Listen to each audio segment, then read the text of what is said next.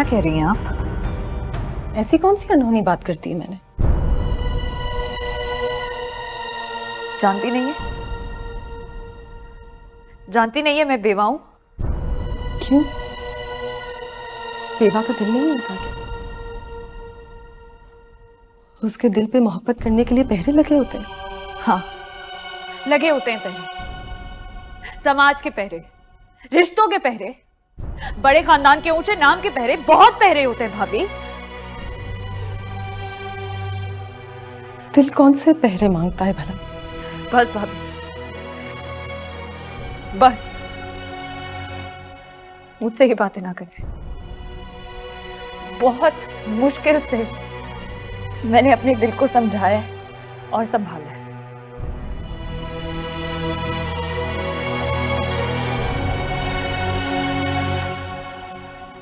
देखो माही, मैं तुम्हें किसी बगावत पर आमादा नहीं कर रही।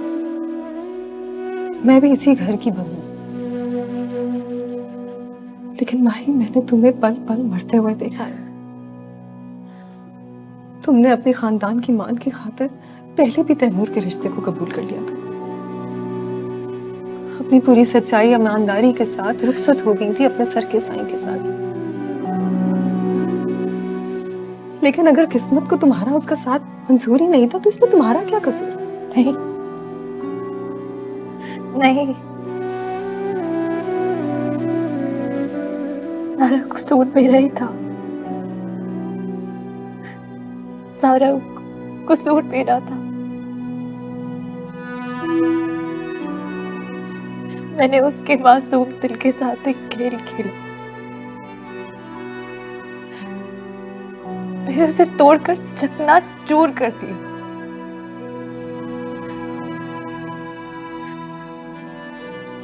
फिर उसके दिल के हजारों टुकड़ों पर आराम से पैर रखकर मैंने बोला, मैं अपना घर बसाऊंगी।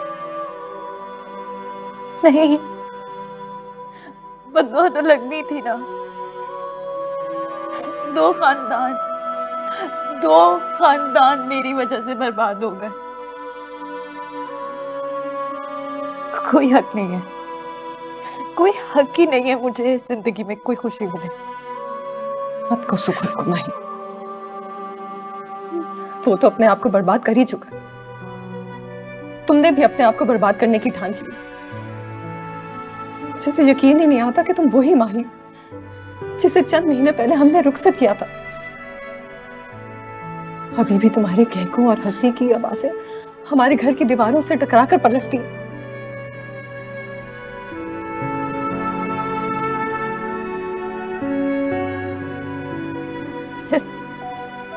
सिर्फ पास कश्त रह गई है भाभी। हंसी कह सब खो चुके हैं भाभी। नहीं माही, ये तुम्हारी खुद साख्ता सोच है।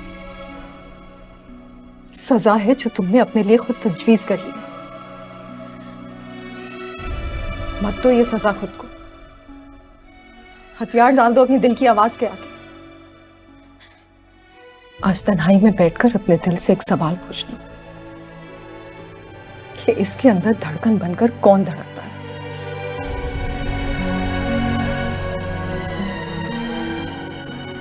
और जब जवाब मिल जाए तो मुझे जरूर बताना।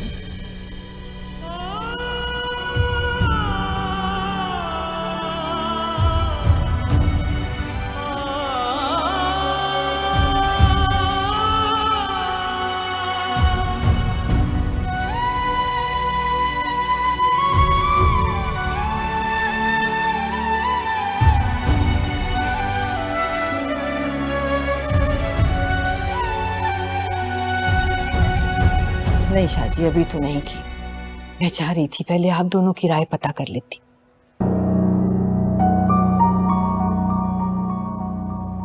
ये तो एक और इम्तिहान में डाल दिया हमें जागीरदारनी जी ने।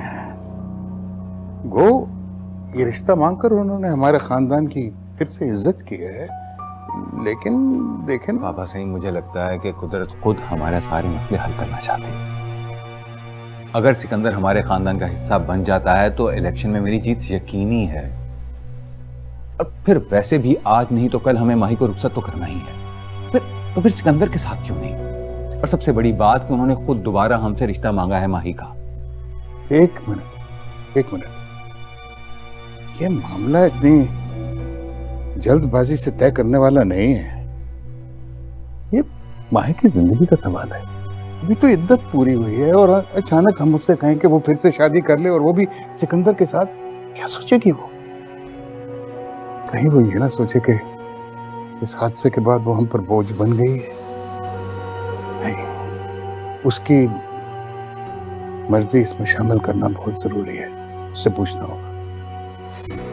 अब सही, मुझे नहीं लगता कि उसे कोई एतराज होगा। अगर वही इज्जत वही मान उसे इस हवेली में मिल रहा है, फिर क्यों इतराज करेगी वो? और अगर वो इतराज करती है तो मेरा ख्याल है कि हमें उसे समझाना चाहिए। बाबा सही, क्यों मां सही? शाहजी, पहले मेरे ख्यालात माही की सास के बारे में कुछ और थे, पर अब यहाँ रह के मैंने देखा है कि जागीरदारनी जी, सिकंदर के बच्चे बड़ी इज्जत करते हैं माही की, बड़ा मान देते हैं उसे। पर जब माँ के दिल से पूछती हूँ ना शाहजी, तो मेरा दिल नहीं मानता। समझ नहीं आती क्या फैसला करे। माही से पूछना बहुत जरूरी है। देखो, मुझे कोई एतराज नहीं। मैं सिकंदर को अपना दामाद बनाने के लिए तैयार हूं, लेकिन तुम माही से पूछो, क्योंकि उसकी जिंदगी का सवाल है।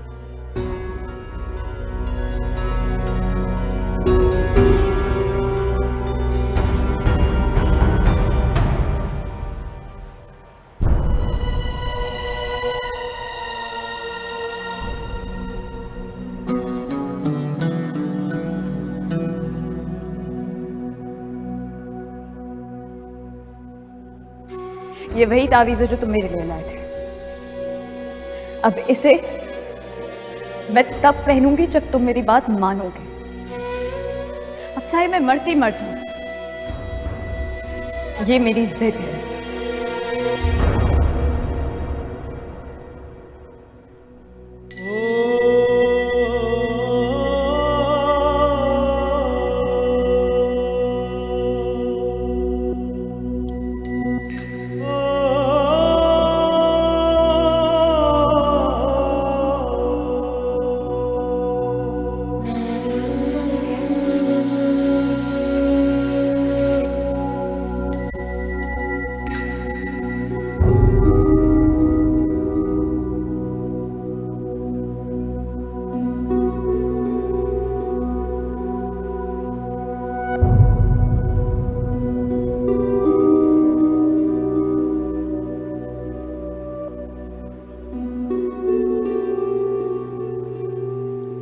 तुम्हें ढूंढते हुए यहाँ आया था। तुम कहीं खो गई हो क्या? हाँ, शायद। नजरों से ओझल हो जाना खो जाना ही होता है। क्यों छुपा लिया तुमने खुद को?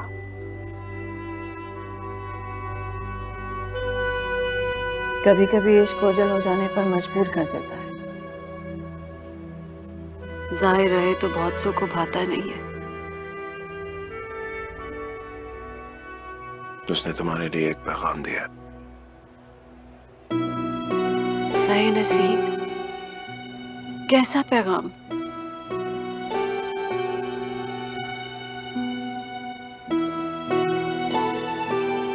यही कि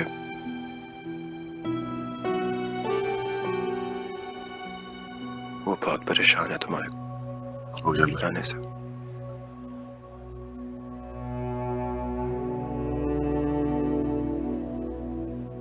हो सके तो उससे रब्ता करो। काश ये सब मेरे बस में होता। सच कहा, रब्ता तो हमारे बस में नहीं होता। हम तो सिर्फ उसी से बात कर पाते हैं जो हमसे मिलने आता है।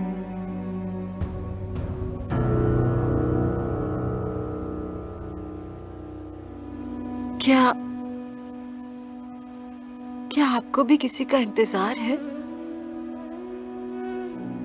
इंतजार। कभी कभी लफ्ज हमारी असल कैफियत बयान करने से कासिर रहते हैं।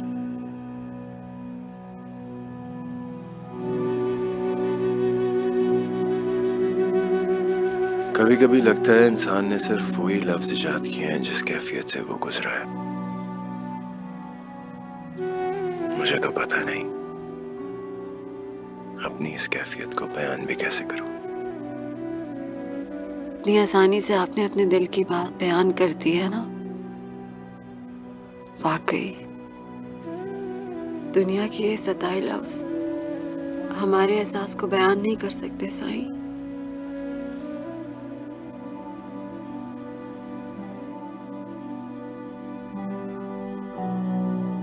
क्या मैं आपको साईं कह सकती हूँ? आप पर कोई और लफ्ज जचता नहीं है। साईं। फकीरों को साईं नहीं कहते। इतनी इज्जत ना दिया करो मुझे। ठुकराया हुआ इंसान हूं मैं। नहीं, मैं आज के बाद आपको साईं कहूंगी। कभी कभी आप मुझे बिल्कुल अपनी तरह लगते हैं। अपना अक्स नजर आता है मुझे। रोमाना, आ जाओ।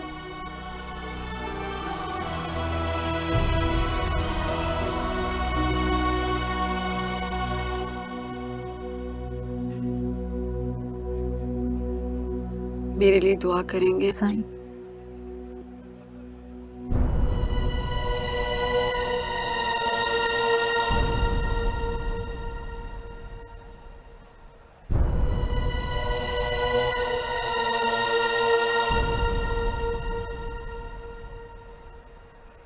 वो दोबारा यहाँ आए और तुम्हारा पूछे तो मैं क्या कहूँ।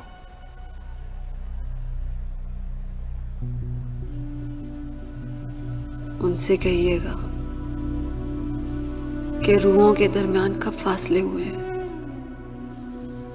जिस्म अलबत्ता जुदा हो जाते हैं।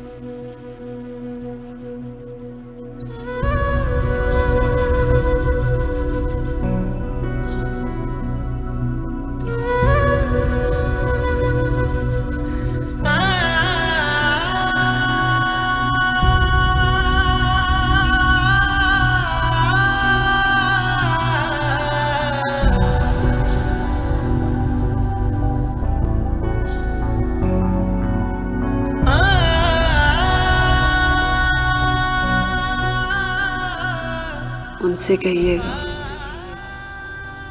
कि रूहों के दरमियान कब फासले हुए हैं, जिस्म अलबत्ता जुदा हो जाते हैं।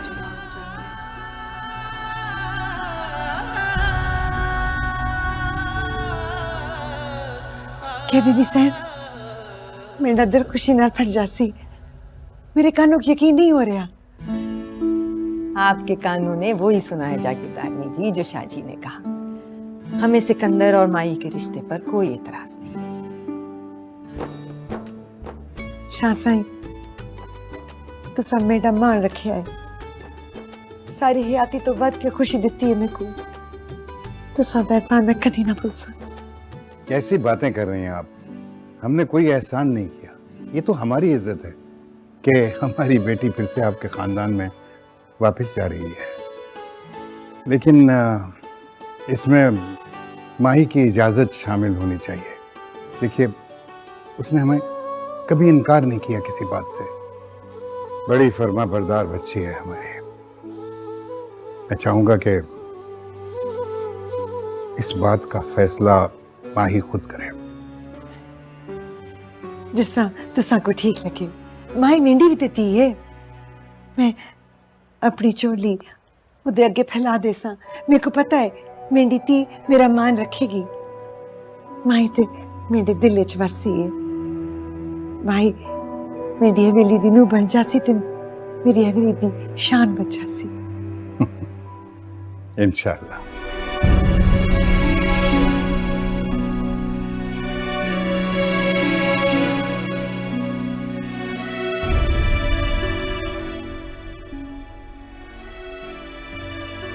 आज तन्हाई में बैठकर अपने दिल से एक सवाल पूछना कि इसके अंदर धड़कन बनकर कौन धड़क रहा है?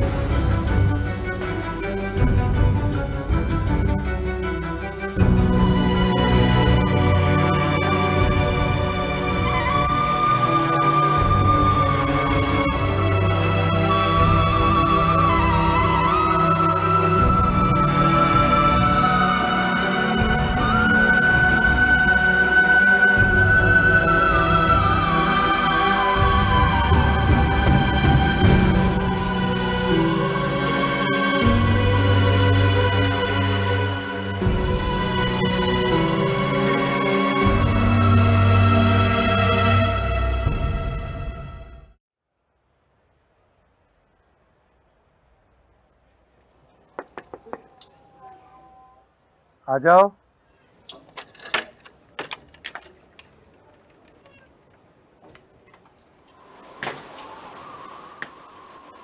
शायद कोई तूफान आने वाला है, घेर दो, बंद कर दो दरवाजा।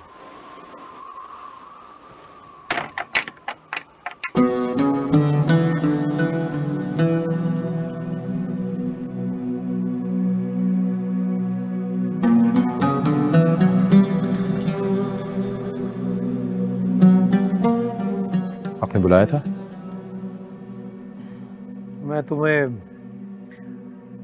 तंग करता रहता हूँ, आज भी कुछ मसला दरपेश। आप हुक्म करें, मैं कर देता हूँ। सफर आन पड़ा है, कुछ दिन के लिए जाना होगा मुझे, और पीछे सारे मामला तुमने ही देखे हैं।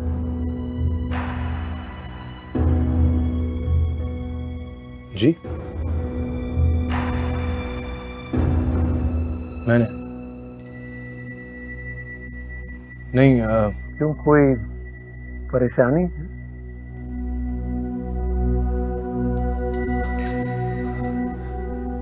नहीं, मैं तो खुद अपने आप को ही नहीं संभाल पाता सही से। आप इतनी बड़ी जिम्मेदारी मुझ पे छोड़ के जा रहे हैं, मैं आपकी इतनी सारी जिम्मेदारियां कैसे संभालूंगा? वैसे भी यहाँ पे बहुत सारे फकीर हैं, आप किसी और को अपनी जिम्मेदारी दे दें, वो बहुत अच्छे से कर भी लेंगे। भाई अब क्या करें, पूरा जो तुम्हारे नाम का निकला है। कैसा कुरा? यहाँ ऐसे किसी भी मौके पर फैसला कुरानंदाजी के जरिए ही होता है। आज शाम भी कुरानंदाजी हुई और कुरे में तुम्हारा नाम निकला है।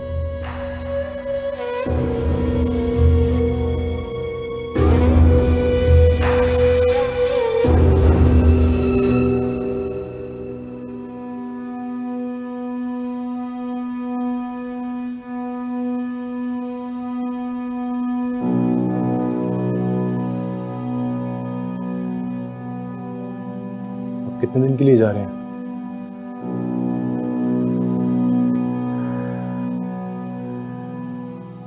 या ना तो कोई अपनी मर्जी से आता है और ना अपनी मर्जी से जाता है। चंद दिनों में ही लौट आऊंगा इंशाल्लाह, तुम परेशान मत होना।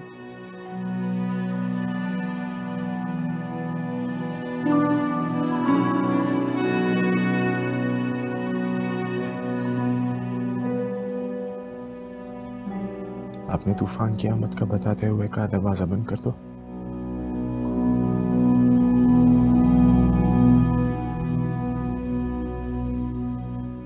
दरवाजे खिड़कियां बंद करने से तूफान थम जाता है क्या? अच्छा है, अच्छा है। काका आने वाले तूफान तो आकर रहते हैं। खिड़कियां, दरवाजे खुली दर्जें तो हम अपनी तसल्ली के लिए बंद करते हैं।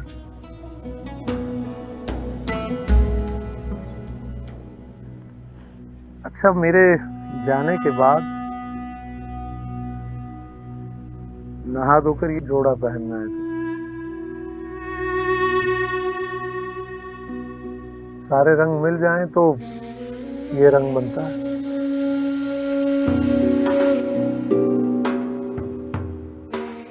दो रंगी छोड़ दे, यकरंग हो जा।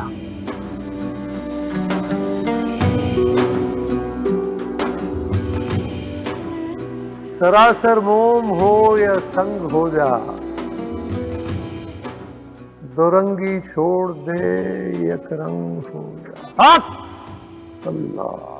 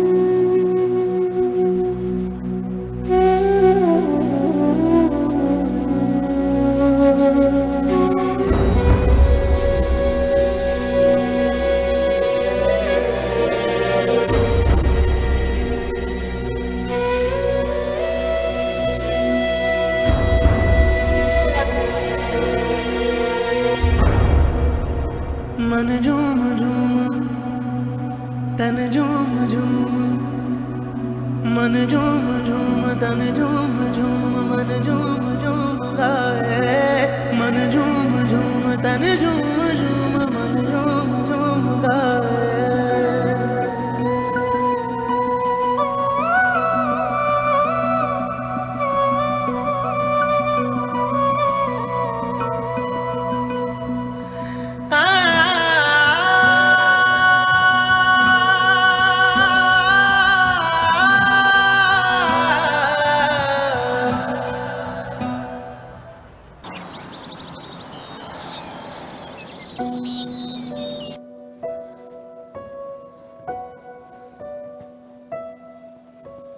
अस्सलाम वालेकुम बाबा साहब। वालेकुम सलाम बेटा।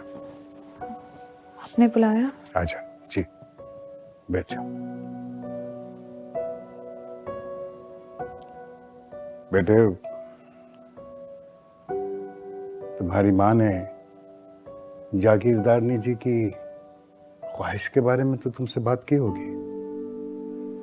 देखो बेटे, हम तुम पर अपनी राय या कोई फैसला जो है वो मुसल्लत नहीं करना चाहते। और ये बात भी नहीं है कि तुमको सिकंदर से बेहतर रिश्ता नहीं मिल सकता। इस हादसे के बाद देखो बेटा, दुनिया तुम्हें हमेशा तैमूर की बेवा की हैसियत से जानेगी और परखेगी। लेकिन मैं ये बात जरूर जानता हूँ बेटा, जो इज्जत, जो मर्तबा ये लोग तुम्हें देंगे, कोई और नहीं दे सकता। एक अहम बात और भी है। इस वक्त हमें सिकंदर और उसके खानदान की सपोर्ट की जरूरत है। मेरा सियासी करियर बहुत अहम मोड़ पर है। इसे कुछ सौदेबाजी मत समझना। मेरा मकसद सिर्फ तुम्हें चारों जाविये से इस रिश्ते की अहमियत बताना है। बाकी मर्जी और इख्तियार तो तुम्हारा है, तुम हाँ करो या ना करो। लेकिन इस वक्त सिकंदर और माँ जी पर हम एहसान करने की पोजीशन में हैं, हाँ? और एहसान करना दरख्वास्त करने से लाख दर्जे बेहतर है। और बेटा, सिकंदर से रिश्ता जोड़ने में बहुत सारी मसलहतें हैं। देखो बेटा, रिश्ता जो है वो इंसानों के दरमियान नहीं, दो खानदानों के दरमियान होता है। एक मर्द और औरत के दरमियान नहीं, बल्कि मुकाम, इज्जत और मर्तबे के दरमियान होता है। और वो रिश्ता जो दो खानदानों की शान को बढ़ाए, वो सबसे बेहतरीन रिश्ता होता है। और सिकंदर के खानदान में ये तमाम खसूसियात मौजूद हैं। तुम आराम से सोच लो, जब फैसला कर लो तो अपनी मां को बता देना।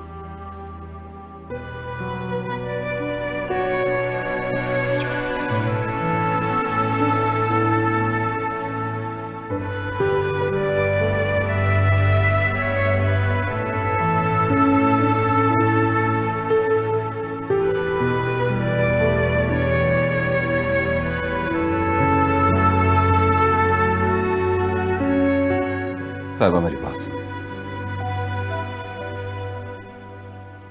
जी आ रही।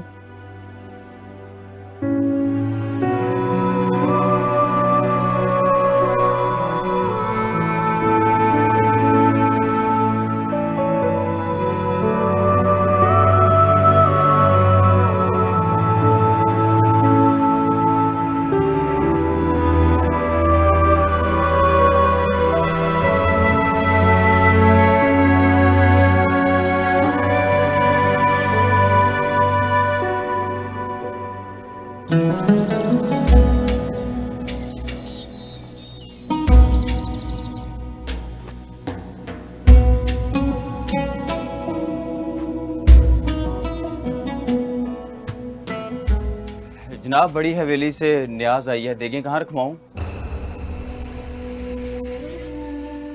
कुछ खैरात और नजराना भी भेजा है। वो खुद भी आई हैं? जी खुद तो नहीं आई, नौकरों के यहाँ भेजा है। खुद तो वो जुमेरात की जुमेरात ही हाजिरी देती हैं।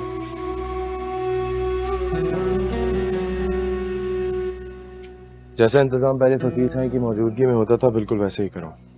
पहले तो गरीब गुरबा और मसाकीन में तकसीम कर दिया करते थे। खाना लंगर दोपहर और शाम को बांट दिया जाता था। तो ठीक है, अभी भी वैसे ही मामूल रहेगा जो होता है। तुम चलो, मैं ये करके आता हूँ। जी ठीक है, आप आ जाएं, फिर हम तकसीम का काम शुरू करते हैं।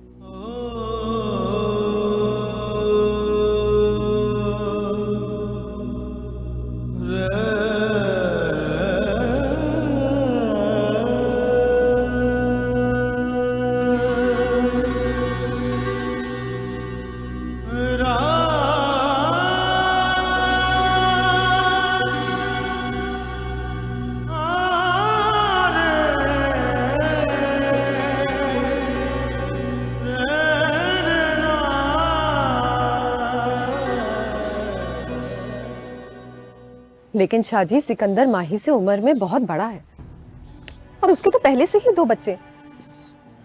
ठीक है, माही बेवा कहलाती है, लेकिन हमें ये बात भूलनी नहीं चाहिए कि वो बहुत कम उम्र है। इसीलिए तो तुमसे कह रहा हूं कि तुम समझाओ उसे, कहीं जज्बात में आके इस रिश्ते से इनकार ना करते। साहिबा, इस वक्त हम दोनों खानदानों का जोड़ना बहुत जरूरी है, इसी में हम सबकी बेहतरी है। इन दोनों खानदान के लिए या आपकी सियासी हैसियत के लिए? एक ही बात है ना भाई। अगर मैं सियासत में कामयाब होता हूं तो क्या ये हम सब के लिए इज्जत और शान की बात नहीं होगी? हाँ होगी, बिल्कुल होगी। और आपकी जीत की सबसे ज्यादा खुशी मुझे ही होगी। लेकिन मैं सिर्फ इतना कहना चाह रही हूँ शाहजी कि हमें माही की जिंदगी और खुशियों को अपने मफादात से अलग रखकर सोचना चाहिए। साथी मफादात की बात नहीं कर रहा हूं मैं। अगर इस वक्त सिकंदर की टक्कर का कोई रिश्ता मेरी नजर में होता ना, तो मैं ये बात करता ही नहीं।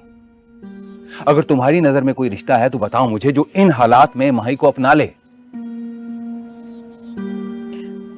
नहीं, लेकिन देखो साहिबा, यहां से जाते ही अम्मा साईं को माही के रिश्ते की फिक्र लग जाएगी, और जो जो दिन बढ़ेंगे उनकी परेशानी में इजाफा होता जाएगा, और अम्मा साईं की परेशानी मैं नहीं देख सकता हूं। और वैसे भी तैमूर की मौत के बाद लोग पता नहीं क्या क्या पतवाल बोल रहे हैं, और ऐसी बात जल्दी बुलाई नहीं जाती है साहिबा। मेरे ख्याल में ये रिश्ता इस वक्त अल्लाह की कोई रहमत है। मैं हालात की नजाकत को समझती हूँ शायद, लेकिन ऐसा नहीं हो सकता हम किसी आम लेकिन पुरखुलूस खानदान में माही की जोड़ का रिश्ता ढूंढने की कोशिश करें जो माही को उतनी ही प्यार और इज्जत से ब्याह कर लेता है। हरगिज नहीं, ऐसी बात सोचना भी मत। माही पीर काजिम शाह की हवेली की इज्जत है।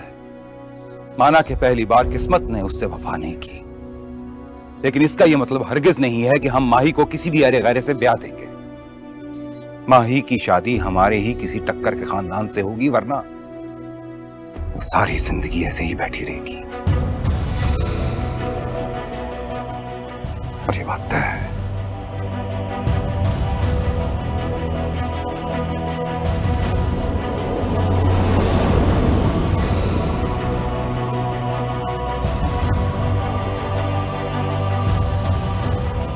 वाह क्या चाल है, क्या अंदाज है। मैंने कहा कोई एक नजर हम पर भी डाल ले, वहीं जान दे देंगे। छोड़िए चंदा जी, तमाशा भरी गई हो। एक मिनट रुक जा। बोलो बोलो, अब किस माँ के जने को तकलीफ हो रही है? साथ घर लिए चलती हूँ। अरे नहीं खाला, हम तो आपस में बात कर रहे थे। मैं अच्छी तरह से जानती हूँ तुम 2 नंबर के लुच्चे लफंगों को। जरा अपना नाम तो बताना। बोलो। अरे मैं तुम्हें सीधा सीधा थाने जमा कराऊंगी तुम तीनों को। समझते क्या हो खुद को? अरे खाला तुम एमी खामा नाराज हो रही हो, हम तो यहाँ बस ऐसे ही खड़े थे। चलो यार यहाँ से चलो, इससे पहले कोई नया मुद्दा गले पड़ जाए। छोड़िए ना चंदा जी, दफा करें। अरे शुक्र करो अभी ये मेरे से पिटे नहीं है। ऐसी मार मारती के लग पता जाता है इन कमबख्तों को।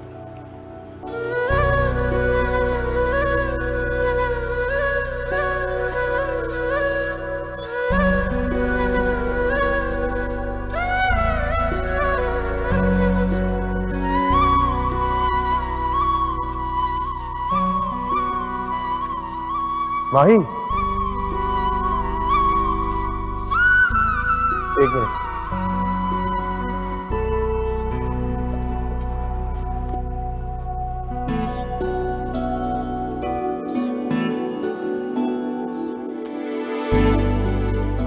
क्या बदतमीजी थी? वाह यार, इंसान का काम पूरा हो जाए टोन कितनी बदल जाती है ना। तुम्हें खुद ख्याल करना चाहिए, कोई देख लेता तो। सब तुम्हें ही देखते रहते हैं। तुम हो ही इतनी प्यारी, थोड़ा मेरा भी ख्याल करो यार। क्या मतलब? मतलब बात करो, वादा करो।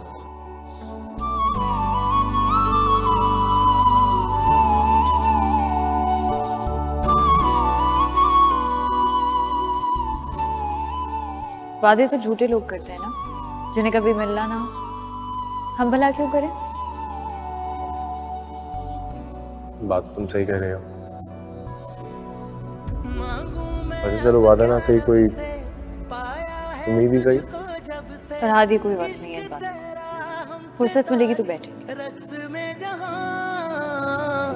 और अगर फुर्सत ना मिली तो हो सकता है यही वो सारा वक्त हो फुर्सत का जब हम बात कर सकें।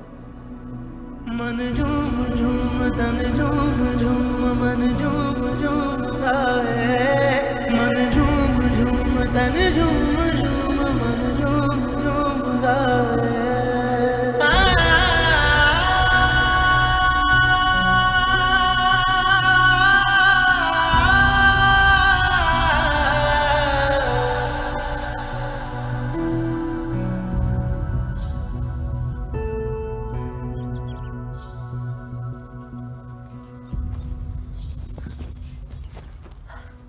आखिर ये लोग क्यों नहीं हमारे हाल पर हमें छोड़ देते? क्या हम जैसियों को अपनी जिंदगी जीने का हक नहीं है?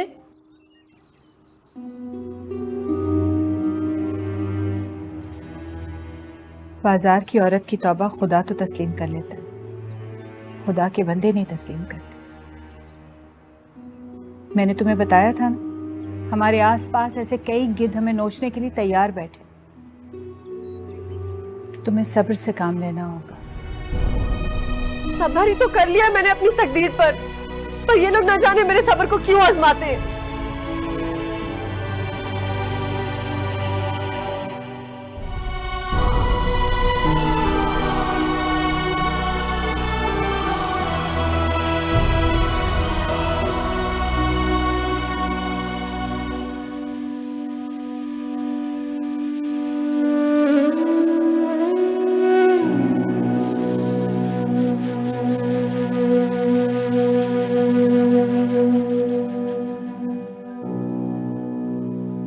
शाम ढल रही है, चिराग जला दो मजार के सारे।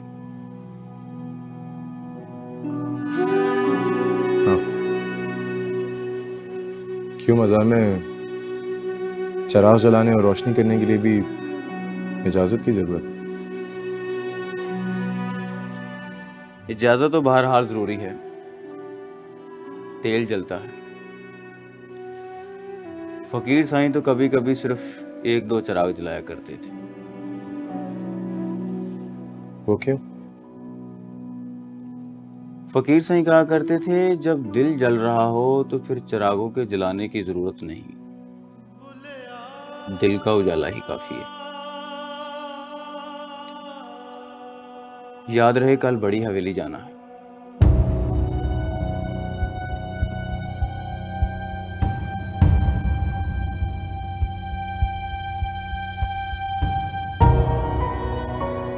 बड़ी हवेली? वो क्यों? बुलावा आया है। फकीर साईं जाते हुए कह के गए थे कि अगर बड़ी हवेली से बुलावा आए तो जाने से इनकार ना किया जाए।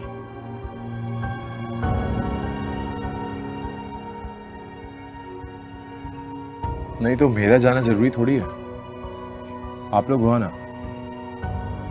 फकीर साईं की नुमाइंदगी भी जरूरी है, वरना वो जाते हुए ताकीद ना करते। मैं कल दोबारा याद नहीं कराऊंगा।